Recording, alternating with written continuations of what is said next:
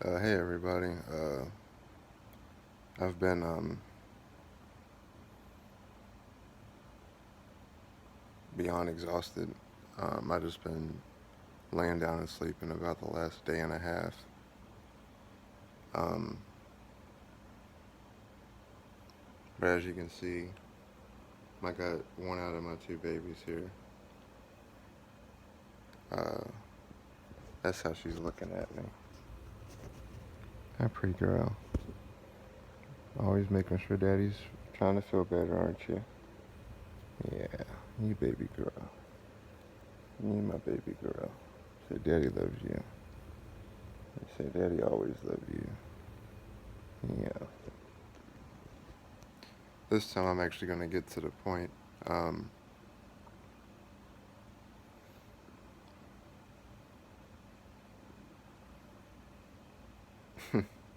I just realized the irony or coincidence in this name of this movie. Uh, well, to most of us, it's actually a TV show, not a movie, but the movie's like a continuation of the TV show, but whatever. Technically, it's a movie, but it's, of course, the X Files with Mulder and Scully. And it just went off. I'm still kind of processing this, but um, it's a very good point, relevant to anybody that's dealing with hard stuff or um, illnesses or whatnot. Um, and I know I'm having all of my stuff, but I've always been a selfless person, and that's just how the Lord made me. Um, One of the biggest things in life that is important is there's going to be vital times where you can either do the right thing or the wrong thing, and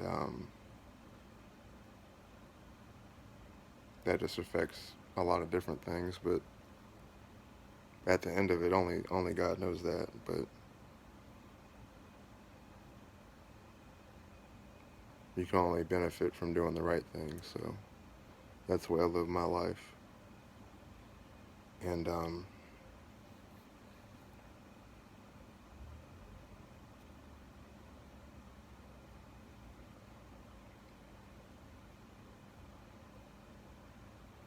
sorry, I'm trying not to get too upset because I don't have any energy already. And if I get too upset, then I'm gonna bottom out again, which is what happened yesterday. I was up and moving and doing stuff, and then I just completely like my energy level just flatlined. Uh, I'm up now, so I'm a little better, but I'm not able to move too much. Um,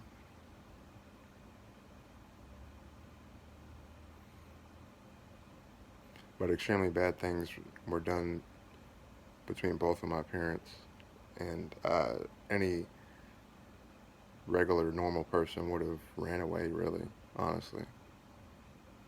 But I mean, I didn't. But and then at 18, my uncle Chris said to abandon my mom and fuck her, forget about her. She's nothing but an alcoholic and a junkie and a drug user, and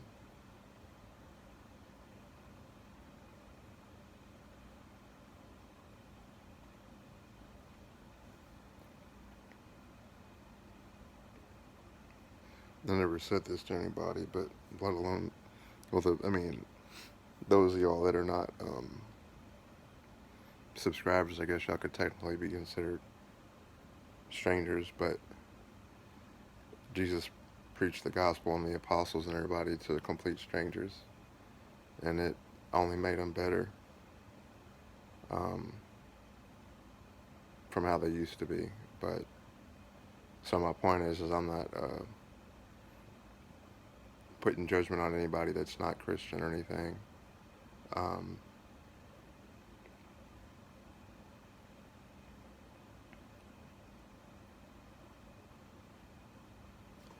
But my mom had been that way possibly as far back as middle school when my parents met, because that's when just like the unspeakable amounts of brutalization was done to my mom more or less on a daily basis. Like any woman that's a victim of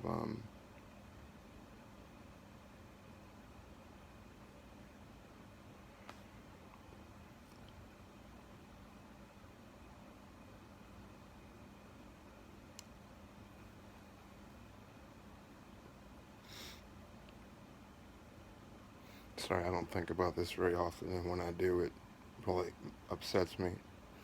And then I think about the women that are going through it now that are kind of trapped because when you're trying to run away and get away, that's the most dangerous time for a woman. But any woman that's got that going on or got the at the point of the battered woman syndrome, um, God forbid, knows what I mean. And any of you kids that are now like adults like me that um, I mean, I didn't just witness things; things were done to me also, the same as my mom, for the most part. Um, but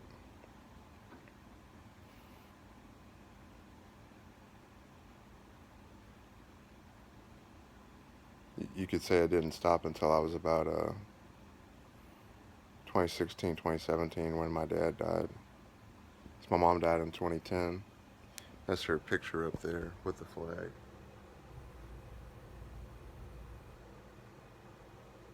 And um,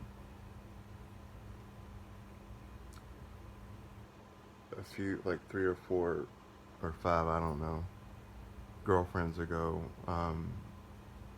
Janine was her name.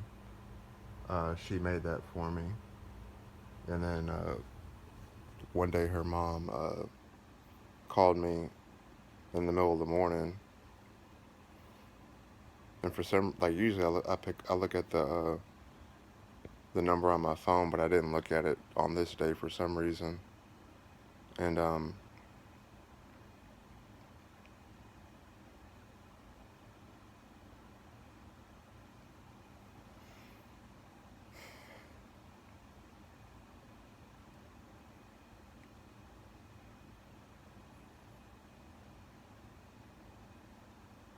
her mom had told me that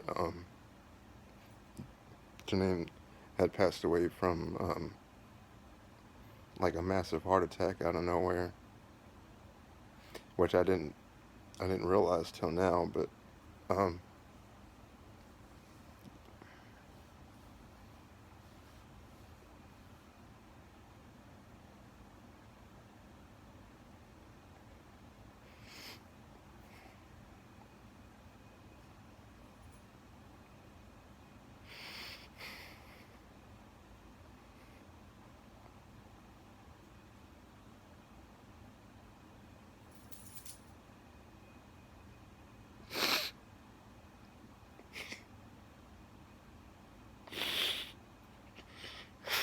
it's the same way that my mom had died.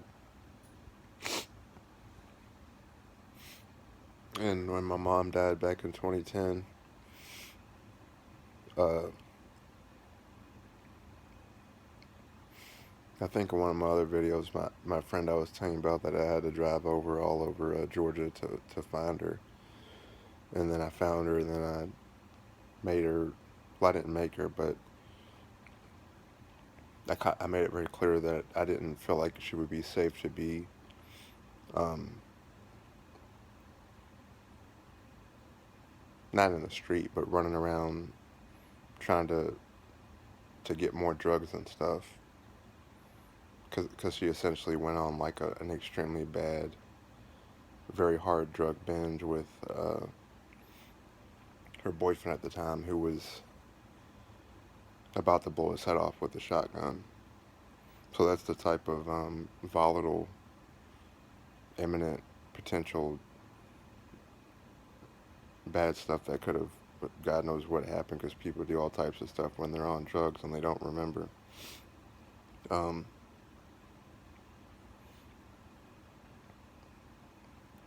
but her, obviously, I'm not going to say her. I mean, I'm saying names. I'm not going to say her name because of what I'm telling you. But uh, just for anonymity's sake. But she had come over maybe a week or so after my mom had died because I'd reached out to her.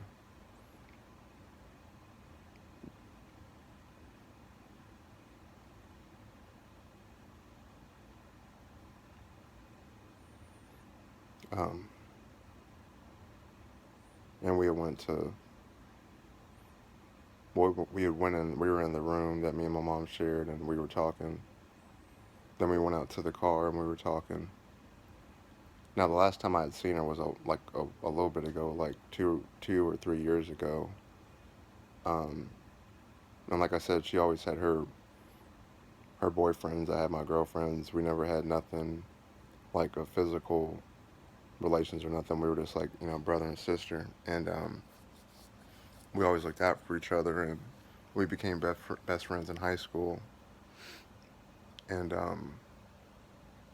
I know, I've met her family and been at her, well, of course, I've visited her house a lot and spent time with her, and she's come to see me, and we've always had each other's backs. And now I didn't know this, but she had been doing the the drugs for I don't know how long, but by the time we got to the restaurant later that night, I could kind of tell that she was a little off. And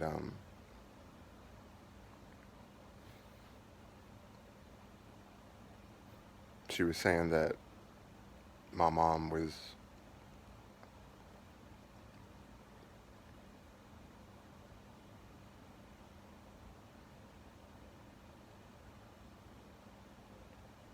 my mom was with us at the restaurant, and she was telling my friend to tell me that she's okay, I'll be okay, everything's okay. Now, if like 99% of y'all you're gonna say that she was drugged out of her mind, then that's totally fine. But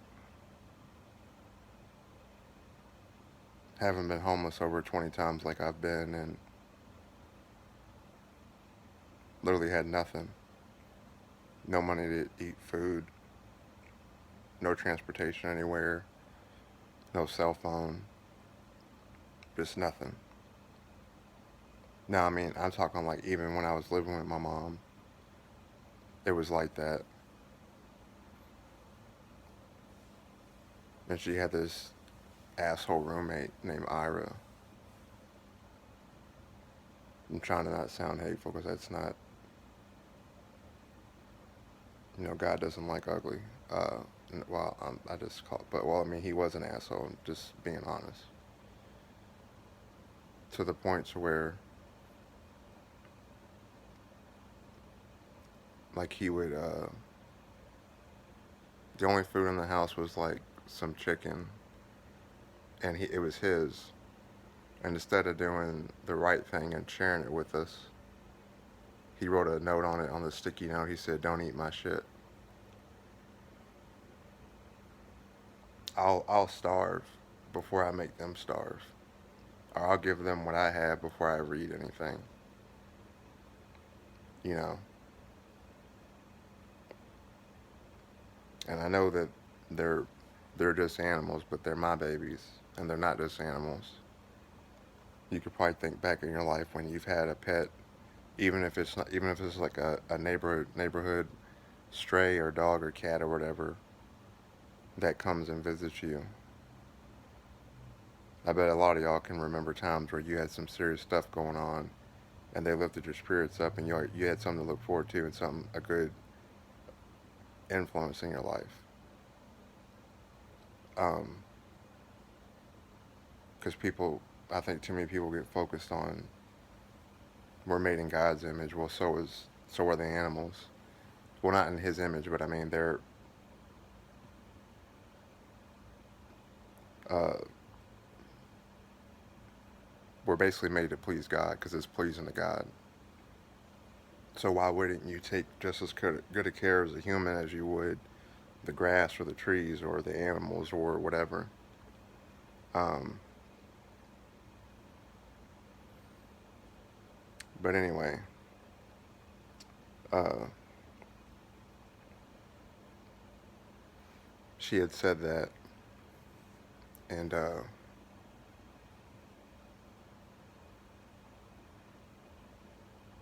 from my previous times, from when I didn't have anything at all, the only reason I'm here is because of the intuition that I have a gift of intuition that God has blessed me with. Um, so, like, for example, when I be looking for a place to sleep, when I was just living in my car, uh, I would look around places, and if I had 4 different places, I would always end up with the one that uh, intuitively I knew would be the safest, where I wouldn't get like robbed or killed or assaulted sexually or whatever. That's one thing people forget about homeless people is anything could happen to anybody that's homeless. Doesn't matter if you're in your car or not. Uh, it's a lot more than just not having a roof over your head. It's about survival. And like I said in one of my other videos, my mom told me that she said, we're survivors. I'm thinking about that right now. I've just been surviving off pure willpower, um, to not give up.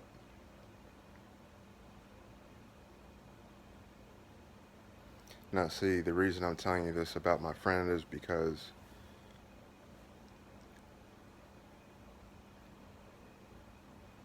I could have done the wrong thing and told my best friend to go F herself, Like, oh, I don't want, like, I didn't put up my crucifix, so to speak. This isn't a crucifix, but I'm not Catholic, I'm Christian, but I'm not going to put my, my crucifix up and be like, oh no, you're doing the devil's work because you're on drugs.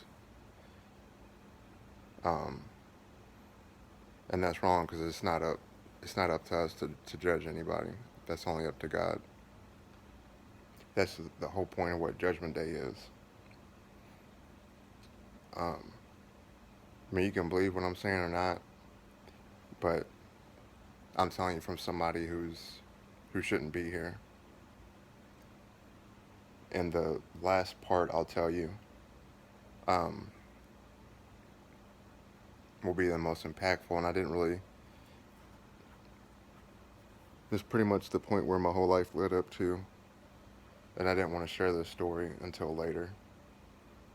Maybe I did. I don't know. I've told so many stories to people I can't remember. My short-term memory isn't too good, especially with all this medicine and the pain and the chronic fatigue. Um, but of course, I told her I believed her, and I'm not gonna lie to none of y'all. And I can say that with 100% sincerity because hopefully you make it to heaven. Hopefully we all do. That's not me and people that are watching. Well, I mean, I know I will. I mean, I know anybody that believes in Jesus, that He's the Son of God and is born again and saved, and that He died on the cross for our sins, will be there, but be in heaven. But I'm just such a literal person. It's like I always got to have like a visual, like something in front of me, like, oh, you know, it's like, hey, I got you a new controller for your PlayStation. It's like, I know you got it, but I don't see it, and I'm not gonna believe it till I see it. Um, you're like, oh, here's the controller. Like, oh, okay, great. I knew you had it all along. I just wanted to be sure. Like, that's not the way that, like, believing in Jesus and God is not about what you can see. and neither is spiritual warfare. It's about the unseen, and that's the whole point. Um,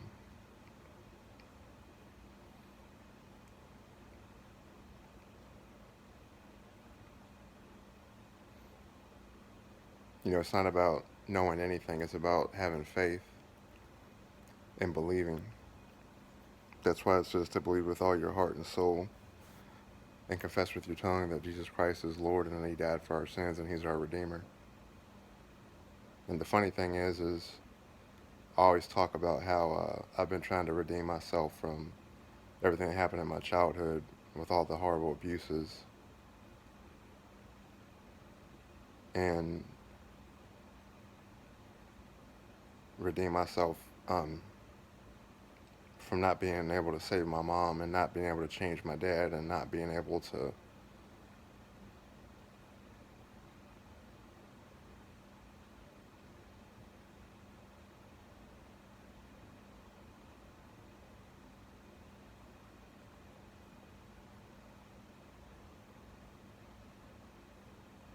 just hurt a little less every day. And people always tell me, oh, that's not your place. Yeah, but that's not the way my mind works because as a boy,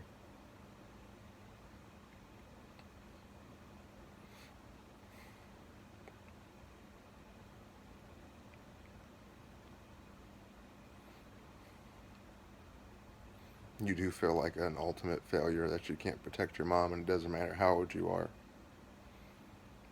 As soon as you're old enough to know that that your mom needs to be protected,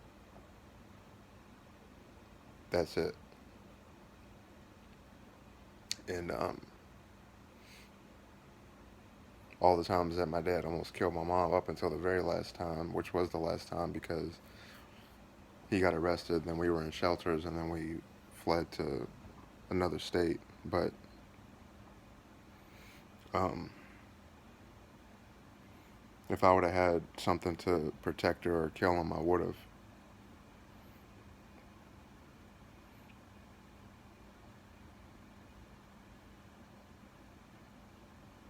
But I was a little boy, and that was my mom,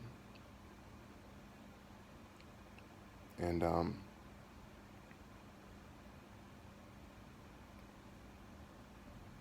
you just want it to stop. But I'm glad I didn't because uh, well, if I did, I may not be right here now to be telling them a story to hopefully help change some of y'all's hearts, maybe, or even help some of y'all get saved. Uh, I mean, this is just as much as about my brain disease and my GoFundMe and all that, as it is about sharing my testimony and helping y'all. Because if it weren't for God's mercy and grace, uh,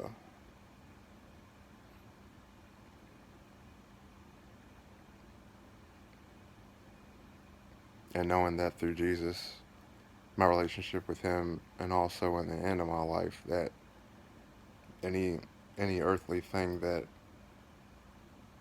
I could have, even if I had everything that somebody could quote unquote want, it's like it's absolutely nothing in comparison to the glory of the kingdom. And that's something I think about a lot. Uh, but like I would go back to when my parents met, and the first time my mom said that my dad beat her up, he was helping him, or she was helping him do his math homework, and my dad can barely read. He'll try to read something, and then he'll look at it for like 30 seconds, and then like 10 seconds later, he'll always ask me, "Hey son, what's that mean? What's that say?" So it's like I'm talking to a 3-year old. And I'm not being insulting. It's like some people have different issues uh, with academics, and that's fine. Uh, but you couple that with the frustration and all that, plus plus a very violent randomly attacking people person, uh, that's not a good outcome. And so he hit her and then beat her up basically, and that's when it started. And it's like right when she told me that, it's like I wanted to go back to the future, or back in time rather, uh, and protect my mom and keep it from happening, because all I could ever think about was how I wasn't there to protect my mom. And is that logical or rational or whatever? No, it's not. But I don't care about that because that's my mom. And the point is I would have, back then I would have done anything to protect her, and I always did when she was still here. And I actually called. I used to live with a deacon and his wife. After I probably mentioned them too, but I lived with them for like a year at their home. And when I a little bit before I moved in with them officially, my mom got checked into Emory University for drug and alcohol detox. But just to let you know, from when I was really young, maybe about like 4 or 5, my mom would drink a box of Franzia wine and medication, like hard painkillers and stuff like that. Gotta move. I keep putting pressure on the wrong side. Um,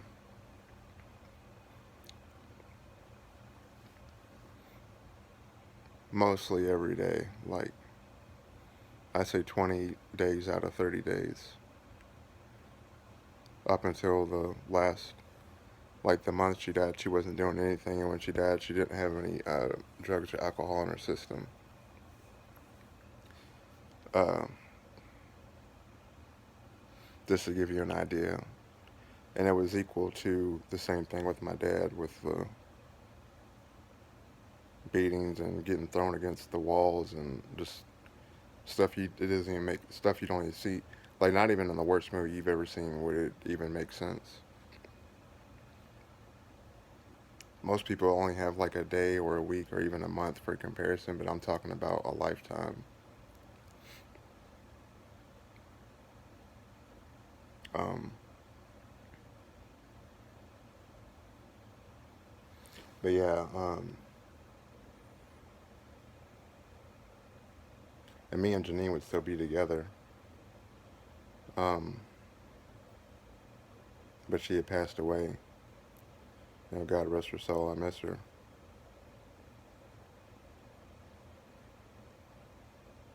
And she had a cat and a dog, and I missed them too. And her cat Loman hated everybody.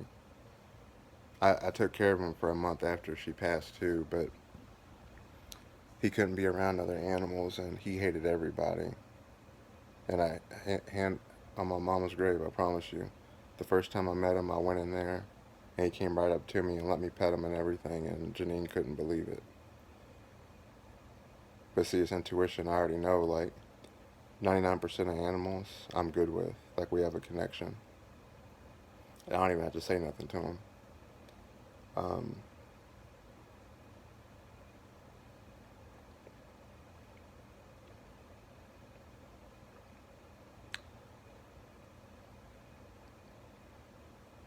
but anyway, when we were at the restaurant, she had said all that with my mom being there and saying everything was okay and all that. And a little later on, I was having like a mental breakdown and I was suicidal and everything.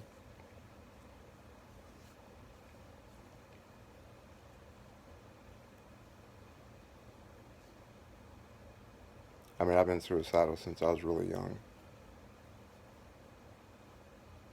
like really young. But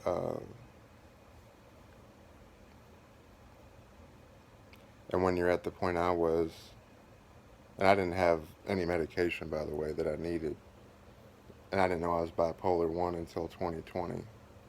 I actually got my paperwork over there. I still kind of look at it from time to time, but the lady said that I was the most depressed person she's ever met, and it's a miracle I'm not living out of a bottle. Which coincidentally, I did have an Angry Orchard just now, a green apple. But I don't get drunk or nothing. I drink like I haven't drunk a cider or any alcohol in months. But I had the epiphany that even though my mom was an alcoholic, like I've always, and it's not really because of my mom. Like it's not like I've seen a bad example, so it's like, oh, I'm never gonna be like that. I just have always known that I'd never be an alcoholic or a drug addict or do none of that. I never have been. Um, but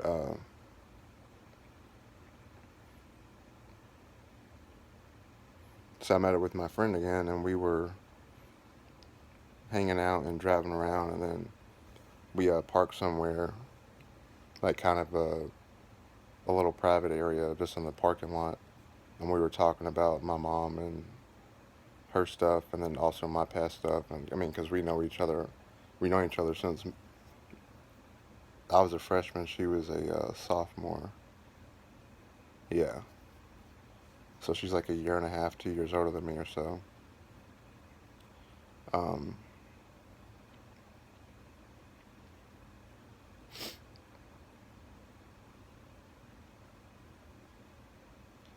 but something that this is why I was making this video, but something that I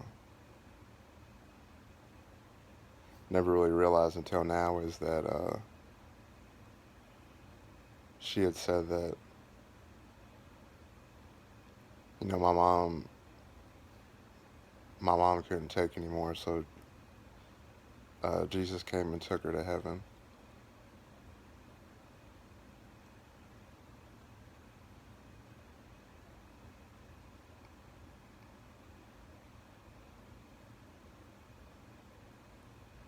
And even though she was doing drugs off and on and all that, like I said, with my intuition, I know I can feel when somebody is close to the Lord. Um, because if you think every Christian has never smoked Doja or been drunk or had sex out of wedlock or not had kids out of marriage or been in fights or been in jail or been in rehab or whatever, you're just fooling yourself. Like you're projecting, like you're trying to think like, oh, this is the way that every person is. Like no, everybody comes to know the Lord and God in their own way, and because we all have our own walk. Because if we didn't, there wouldn't be any point to anybody telling any story in the Bible because everybody would be the same, right? So there's nothing to learn. So the point is when it is time for you to make the decision if you want to come to the Lord when He's putting it on your heart and you've experienced all these things, um, you can either you can make your decision either way. I mean, it's not, as far as I know, it's not like if you say no initially that you can't say, all right, I'm going to come to Jesus now, kind of a thing, you know. Um,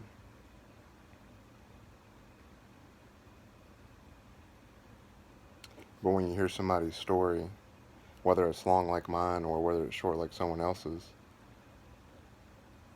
it's just like when they say if there's anybody that wants to come down uh, to have the church, your brothers and sisters in Christ, even if you're not saved yet, um, come and put hands on you and pray and basically pray for what you're going through and also pray for you to get saved and everything. There's always people that walk down, even if it's just one person. And that's the whole point of why I'm making these videos, is because as sick as I am and as tired as I am, um, that's a joke compared to what Jesus had to do when He got crucified. And I mean, I've done it, we've all done it. But there's a reason why Jesus said, "Forgive them, Father, for they know not what they do." Because we're all walking around here focused on earthly things, like, oh, I'll get money and I'll save money and I'll have everything I need and then I'll have a family and then I'll retire and then blah blah blah. And like I just said earlier, it's like, yeah, you have all these earthly things, but what happens when you die? Oh yeah, that that all gets left behind. Doesn't mean anything. The only thing that means anything is, you know, your loved ones, people you're close to, that kind of stuff. But the most important thing is um, being saved again, and it's a free gift. Like, imagine somebody coming to you and giving you the best gift ever for free. Like, everybody would take that, right? But the simplest way to put it is the devil is a liar, and he seeks to destroy, or he seeks to destroy and devour and cause destruction like a roaring lion anywhere he goes. So if the devil can plant one little seed of doubt from anything, uh, then you're in big trouble. And I'm not, like I said, I'm not trying to fearmonger. I'm just telling you my own story. Because everything I'm telling you, I've been through it. I've experienced it. And but when my friend had told me that about my mom, it's like I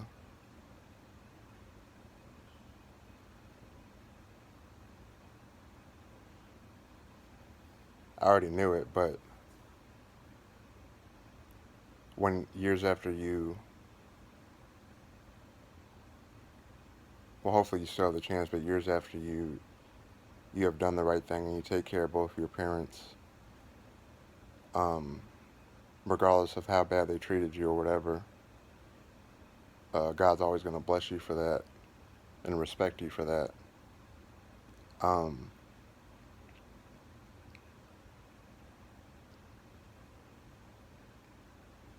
and I took care of both of them until they died. Uh, and I know in my soul I wouldn't feel right at all if I didn't do that. And I thank God for Him revealing or reminding me that I needed to go. I wasn't. I was living with the Reverend at the time. He was like a con man, but he was still a Reverend. He was just a con man. But I've been going to church with him, of course, and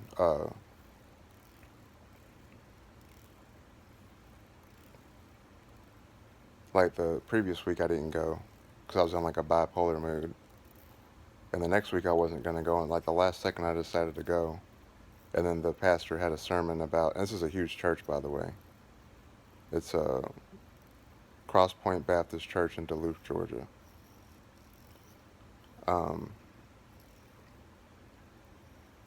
and I went, and they were talking about forgiveness, and they said, you know, maybe there's a mother, father, daughter, brother that you need to make amends with, or, you know, get right with for the Lord. And when they said father, I thought of my dad, and I got really pissed off and all this stuff, but you know, God put it on my spirit to do the right thing, so I had to make a decision. I could say, oh, well, F my dad, or, you know, do what, you know, the Lord and God was asking me to do, so I chose to do the right thing. And now I'm more blessed than I could be, even though I'm extremely sick. Uh, just because God's blessing you doesn't mean that things aren't going to still come up, because they are. Um,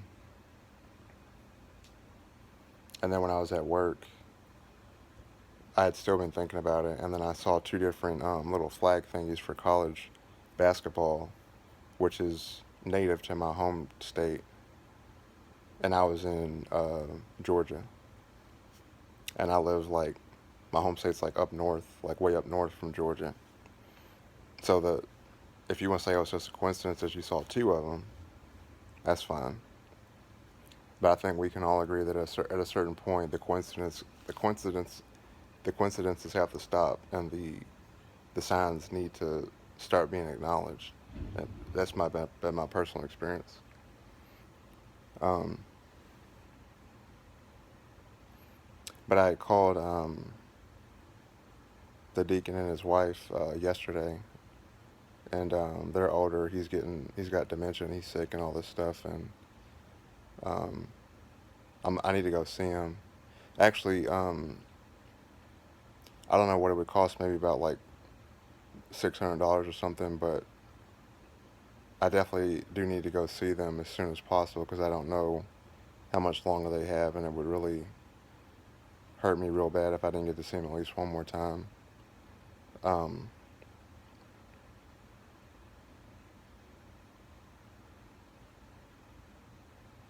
well, I don't want to ask for that. That's not.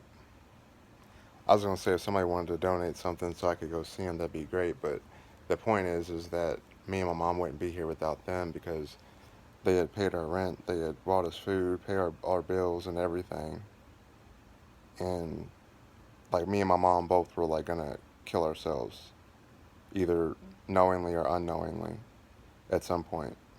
There's like 100% certainty. There's not a doubt in my mind. And the deacon was like a father figure to my mom who she never had, and she wrote him a really long letter thanking him. And I hadn't talked to him in a while, so I called him months ago, and then I've been calling him a lot more often. And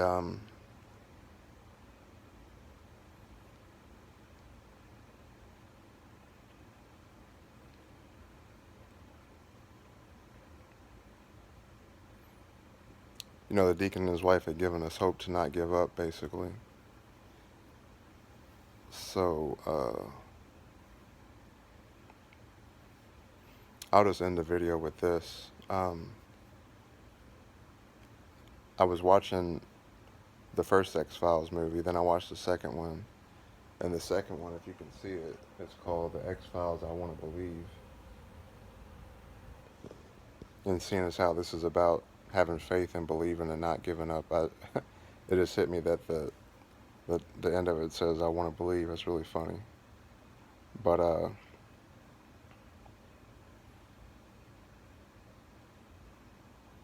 the priest in this movie had told Scully to not give up, and she almost did. And if she would have given up, then Mulder would have got killed. So she would have lost the most important person in her life if she had given up. And she was uh, struggling with her faith about, because people like Scully, they're the skeptic. They don't believe in anything other than science and rationale and all that. But see, at the end, even though she didn't explicitly say it, um, she chose to not give up on God, and God doesn't make mistakes. Um, God is worthy and He keeps His promises, unlike everybody else in the world, right? Um,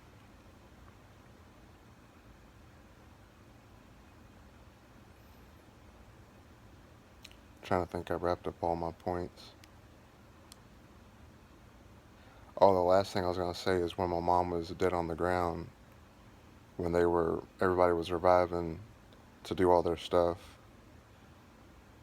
I made sure that I had one last time with her, and they had put the sheet over her already, and I played. Tupac's my favorite rapper, and Tupac was pretty much like my dad when my dad wasn't around, and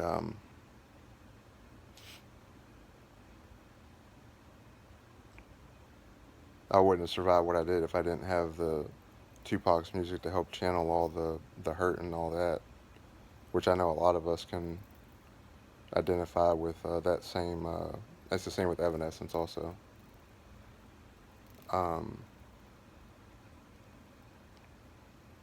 who I found by complete chance. But I played Dear Mama and was laying on my mom and just I was praying over her her body and soul and just hugging her and obviously out of my mind. And eventually the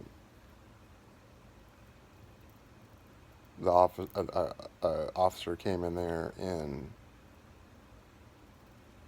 kind of I don't even know how he did it, but he kind of guided me off of her in a very compassionate way. And me, him, and Forrest, who is my like my brother at that at of the he was the son of the family we lived with, and me, him, and the cop went out walking around, and I had like the worst headache in the world, and I also had this worst headache in the world when my dad had died. So I guess that's kind of a thing. Um,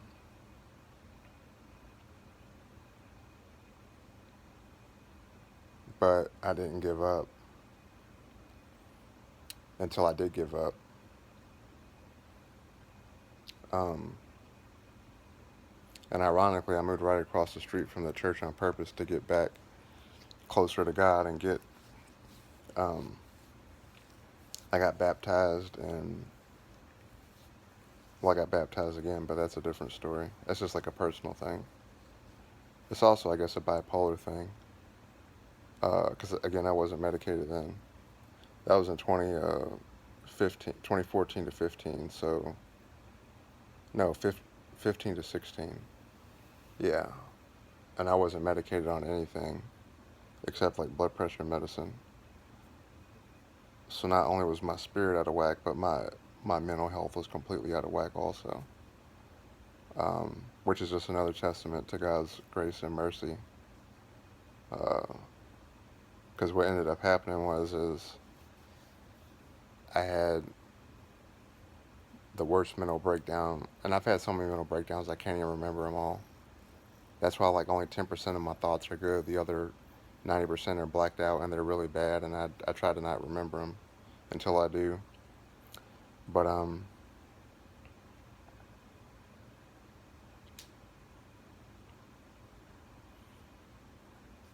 I had a mental breakdown, and then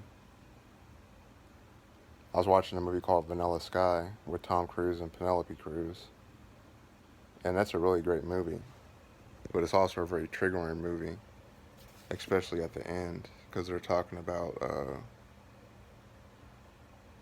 the love of your life and all that. And then I thought of Destiny, who broke up with me twice, and then the first time I was completely devastated and more suicidal and all that. And I called my Uncle Tony, that's the last time I talked to him. Now that I think about it, was back then when I was like 15 or 16. But I talked to him. And he said, "Oh, don't worry, nephew. It'll be okay. If it's really meant to be, then she'll come back." So like a year and a half later, she moved back again, and she showed up at my door randomly. And my mom was at home. It was just me and her, and we just she's like, "Oh, hey, I have some pictures I want you to look at. Or there's some pictures that we had from back when you were living with us that me and my family wanted to give to you." But later, she basically just came over there to try to like get back with me and stuff. Not like a hookup, but like really get back together. And I thought about it the other day, and I was like, right at that second is the only time that I really ever thought about like not a knee. I get on both of my knees and ask her to marry me, and then have kids with her, which I still would, but that's over with now. So maybe that's why I don't want to get married to have kids. I guess I don't know. So then when she broke up with me a second time, uh, that was even worse. And when the first time she did, again, my mom wasn't home, and like my mom would be gone most of the months, so like she'd be home for like 3 or 4 days, and she'd be gone the rest of the month, kind of a thing. And if she was home, she wasn't home for long, and then the other time she wouldn't even tell me where she was going, which I didn't even realize that until recently. So it's really like common sense stuff that you kind of think like, what the hell do you mean you didn't know that she was gone? Like she didn't say she was leaving. It's like because people that don't go through insane stuff like that from early on in their life, they can't like compute it like it's because it's out of the norm. Um, but the first time she did, uh, and I kid you not, "We Belong Together" by Carey came on, and that's when it was like the greatest song ever at that time. It still is one of the best songs. And then to add more insult to injury, "End of the Road" by Boyz II Men came on. So now we're talking like this is a movie at this point, and I guess it's kind of funny now in a morbid way, but um,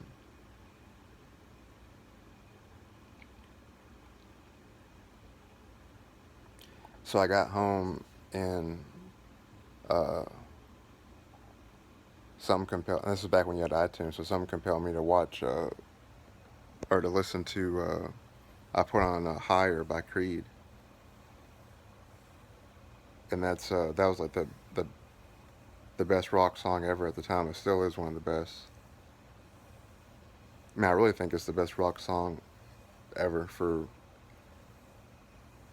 and that's why they got as big as they did because they brought so many people felt it in their spirit to get closer to God and everything. And but he's talking about like ascending to heaven and seeing the streets of gold and all that kind of stuff. And I listened to that song until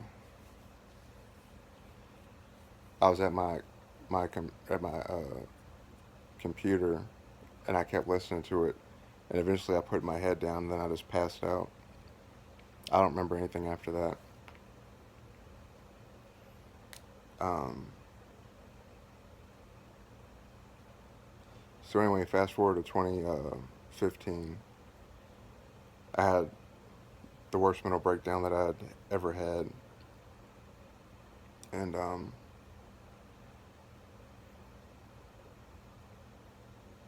Vanilla Sky really. I watched that movie like over and over, and it triggered it even worse. And then I was also listening to like I had a way to download like stuff from YouTube and play it on repeat. So I was listening to this song from Grey's Anatomy called it's by Ben Cox. It's called Cold, or I can't remember. I'll link it in the description here. I won't forget this time. I think there's other links I forgot to put, but it's no big deal. I guess is the story's the main point, but it's a really like jacked up song, especially when you watch the episode with it. So I was listening to that, and then I was listening to when Izzy was talking to Denny in like the first, like the second or third season of Grey's, and Denny's wanting to die and go to heaven. He's like, I believe in heaven, Izzy. I'll be fine. You know, we'll see each other again. And and then she's like, you know, what about me, Denny? What about me when you go into the light? That still messes me up.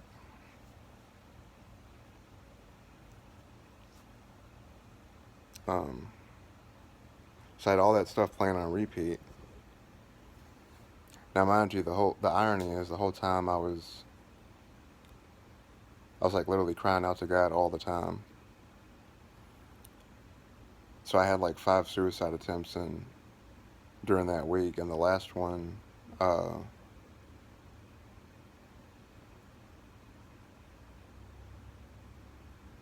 I drank an entire bottle of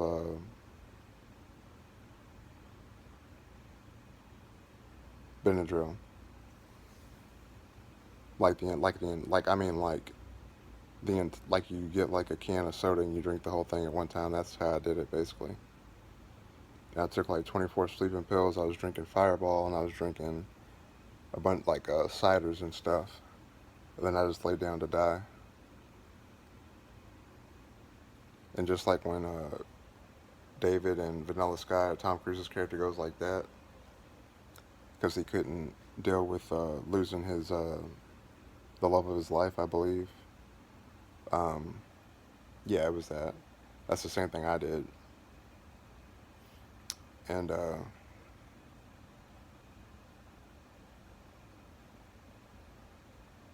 so then everything was completely black. And then all of a sudden the doorbell rang, and like it immediately woke me up. And my skin is like really, really like light, but it was turning jaundice, or it was jaundice, and it was like Homer Simpson's color. So I guess that means I was dying. I don't know. But every time the doorbell rang, the first time I looked out of it, there was a little girl, and she had blue jeans on, a red sweater with a hood on it. She had blonde hair, looked like she had like blue eyes, I think. She's maybe about like 3.5 feet tall, maybe about like 3.5, 4 feet tall. She's about like six or so, yeah, probably about 6 or 7 maybe. And she kept looking up at me like that and just like smiling and rocking back and forth. Now, mind you, I had total loss of my motor function, so how I even made it to the door like 5 or 6 times in a row, I have no idea. Um, so it would happen, I would lay back down to die, and then it kept repeating. And then, like, the sixth time it happened, I was like, all right, I'm gonna catch this little kid that keeps messing with me and tell him to go away. So the doorbell rang again, and I was right by the door this time. My mate tried stood there, and I leaned up against the like that little crevice by the door when you first come in, and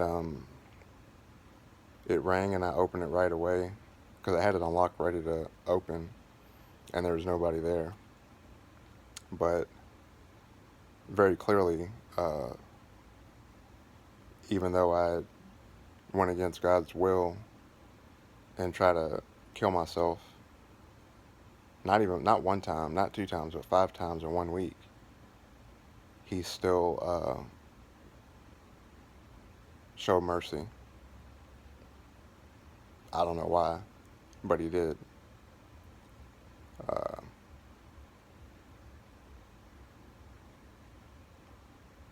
I mean, I guess I could be or should be in hell right now. I don't really know, but I mean, I guess not.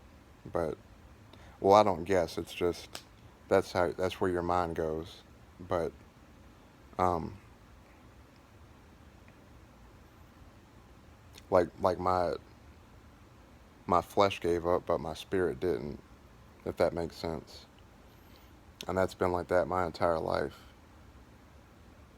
Um, but at the same time, I've always remained close to Jesus and God, even when I said I was atheist and all that. The irony is I was still praying to God and talking to Jesus and all that, and I didn't realize it till earlier, but like a few weeks ago. But even in my little atheist phase, or like pissed off at God phase, or questioning God phase, um, I would have like the little Bible verses app on your phone, like back way when it was actually one of the easiest way, like the main way to get into scripture without actually carrying the Bible around. Um, so like in hindsight, a lot of things are making sense. Um,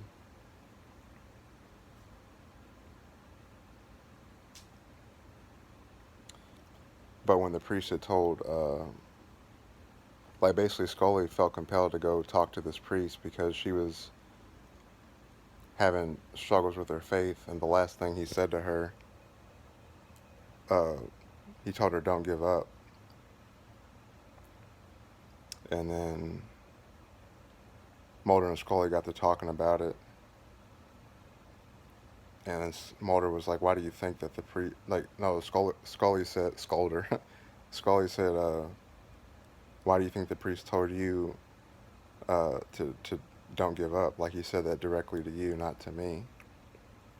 And she said, "I don't know," but she kind of was like understanding why, um, to not just put all her faith in earthly information and beliefs, but to more so trust in God.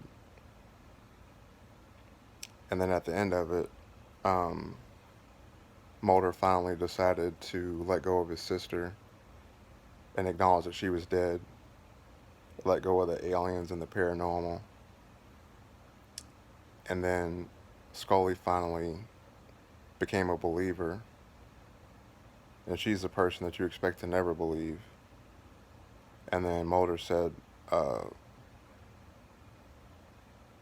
you know, you finish your surgery on that kid, and then once you do that, we'll um, move on from all this and just be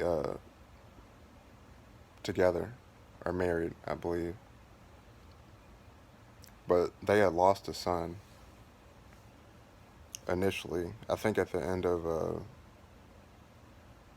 season 8 or 9 of X-Files. Um, and that was one of the main things that really made Scully have that issue with belief. Sorry it's so dark in here, but it's getting darker and I can't get up because I'm too tired. Uh, all I've done is I got up to pee a couple times. I fed the cats and got them water. Other than that, I've been waking up when the pain wakes me up to take some medicine and I lay back down. But I at least wanted to make this video because I have a strong conviction from the Lord to do this. And um, one of the games I play, I had met a random friend at the Walmart when I was getting my medicine there, and she had on a little thing, a little lanyard thing around her neck of the same game that I play. So we talked, became friends, and then um, we've been best friends ever since. And then after I had the 5th attempt, I was talking to her and I was like, I just can't do this anymore. And that's when that's when the 5th one was. And the next day, like she came over and I opened the door and the way she was looking at me made me feel so ashamed and so I don't even know. But she kind of looked at me like, oh, thank God you're alive. And so I'm very blessed to have her because I didn't have anybody outside of her. Well, I did have one coworker come over surprisingly because I was like, I didn't talk to anybody to go out or nothing, and my coworkers got concerned, so they literally, like, she pretty much did a welfare check on her own without calling the police. Um,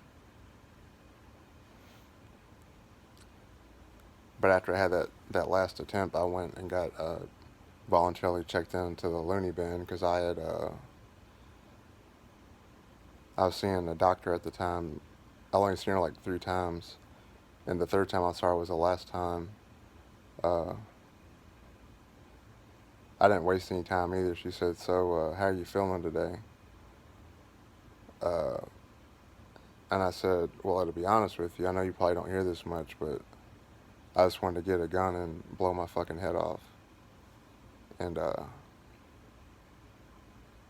I'm not gonna sugarcoat nothing because if you're not being totally truthful with how much grace and mercy God has shown you, then it's pointless. Because people, especially nowadays, try to be politically correct or um, proper or not offend nobody or nothing. Like when someone passes away, they're dead, they're gone. You know what I mean? Like, they're not kind of dead, they're not kind of gone, they're gone. So if you try to, like, spin your words a certain way to downplay something less than what it is, then you're not living in reality. And not only that, but you're letting deception take hold and make it seem like things that are really bad aren't as bad as they are. You know, I'm not trying to patronize or condescend or tell nobody what to do. I'm just telling it from my point of view. Because I've lived through all this. I've lived through everything. Like, literally everything you could think of, I have. Um, so after that, that's like the only time I've ever seen a psychiatrist look like completely like off kilter. But she looked at me like with all that like shocked look, and she pretty much scooted up knee to knee with me almost to where like I couldn't leave because I guess she thought I might have like tried to run out or something, which I wasn't. And then she basically just asked me like right away, like, do you think you'd be okay with getting yourself checked in? I was like, yeah, I'll get checked in because I knew where I was at. I was being honest with myself, and I didn't have Joker or Harley back then. It was just me. So I got checked in, and then from there I kind of started getting on medication, and then now I have all the medication I need, and um, I'm not like suicidal or nothing anymore. Um, like days like yesterday and today, do I feel like quote unquote giving up? Yeah, in the sense that like I just don't want to be sick with this anymore with the brain disease and the pain and all that. But as far as like removing myself and stuff like that, I'm not. That's not an issue. Um, so yeah. Um, a lot of times when I tell people stories, they say that I'm a walking miracle. Which I mean, yeah, God does work miracles, and so does Jesus. But I think it'd be more reverent to say that I'm just a walking representation of God's mercy and grace for somebody that doesn't deserve it at all. Um, which I praise God all the time and worship, and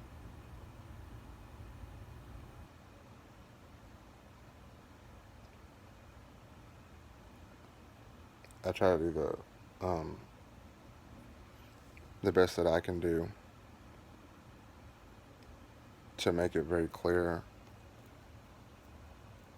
how slow to anger God is and how much He really does love us. Um, yeah, this video was a little longer than I planned on, but I think I got I came full circle on every point if I'm not mistaken. Uh, but yeah, the fact that I'm watching a show about the X Files and I got this epiphany to make a video about not giving up is pretty funny. But the point is if you go all the way back to the very first episode of X Files, Scully was like a hardcore skeptic, despite the fact of all the things that, like, even when it's right in front of her and Mulder's showing her this stuff, like, she's still like not wanting to even come close to coming around or entertain it. And by the end of it, every little hint that she got along the way to keep the faith and not give up on God, um, she ended up um, getting there. So that's mainly the main thing I want y'all to take away from this is regardless of what's going on with you, just don't give up. Because I didn't until I did, and even when I did, uh, my God didn't let me pass because he wasn't done with me yet. Even though I was done with myself, he wasn't done with me. So you never know what God has planned for you in the future. Um, He'll bless us in abundance, and I didn't have any furniture. I didn't have anything in this apartment except my that right there, my TV, that table, the PlayStation. There's that table over there, which you can't see. It's a This is an L-shaped table, but I had a square table right there. The square table's right there by the cat tower. I had the square table, his litter box, his little or cat stuff, and that was it. And now I got a fully furnished house, thanks to God. So there's power in the name of Jesus, and He is able. Speaking of which, I'm gonna leave a link to Jesus Culture and a song called "He Is Able." Um, yeah, those are really powerful songs. Uh, but I love you guys. Um, yeah, if you have any questions or comments, or good or bad, whatnot, you can leave them in the comments. And then I got a $725 donation from a very generous person, so I'm very thankful for that. So I got my rent paid for September. Um, my rent went up from $670 to $725. I just signed my lease a couple days ago. Uh, I'm not at the point where I can actually even start getting my, because I have to pay $200 with the research center in Texas to get all my uh, medical paperwork sent from my home state I live in to Texas. Uh, and then after that, I don't know what the cost will be.